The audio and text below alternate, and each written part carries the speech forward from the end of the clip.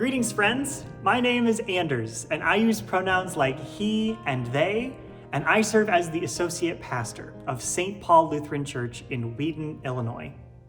As a young adult, a millennial, and as someone who jumped into full-time ministry in the middle of a pandemic, I've been thinking a lot about how our generation is living in the midst of so many unknowns. And we are asked to adapt in situations we might not feel terribly prepared for.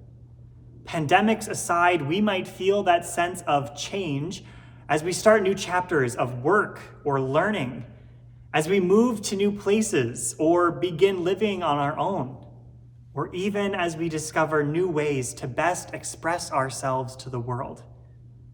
All told, we as young adults are in the midst of transition on all sides. And honestly, that can be downright terrifying. However, with these changes and these transitions and this newness, there is yet ground for hope in their midst. A phrase that sticks with me is a Latin phrase that was really important to Martin Luther. Simul justus et peccator. A phrase that literally translates to simultaneously justified and a sinner. But nowadays we simplify that phrase to simply mean both sinner and saint. But the cool thing about what Luther means when he says this is that we are both of these things at the same time, always.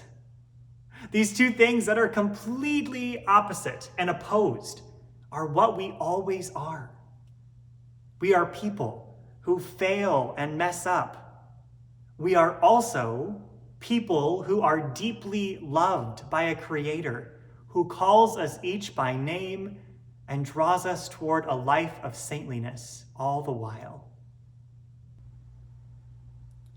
The same both and mentality from Luther applies to so many other parts of our lives as well. In a world so full of false binaries, we are called to revel in the space in between, in the transitions. We see this in sunrises and sunsets, the beautiful transition between night and day. We see this in the grand stretches of coastlines, the transitions between land and sea. And even in our own lives, we see this too. As we live in these spaces where we are who we are, and we lean into the person God is calling us to be. Always both. What is and what is yet to come. That's a lot of potential for us to hold on our own, don't you think? All the while, though, Psalm 46 reminds us. God is our refuge and strength, a very present help in trouble. Therefore, we will not fear, though the earth should change, though the mountains shake in the heart of the sea. This reminder from the psalmist helps us to hold fast to God's promise to be with us in the midst of trouble, in the midst of change, in the midst of chaos. This reminder holds true even as we look to the future, dwelling in the both and of fear at the prospect of what this future might hold, and fearlessness in knowing God goes with us. So, dear ones, may you abide with that promise as we all dwell in these spaces of in-between.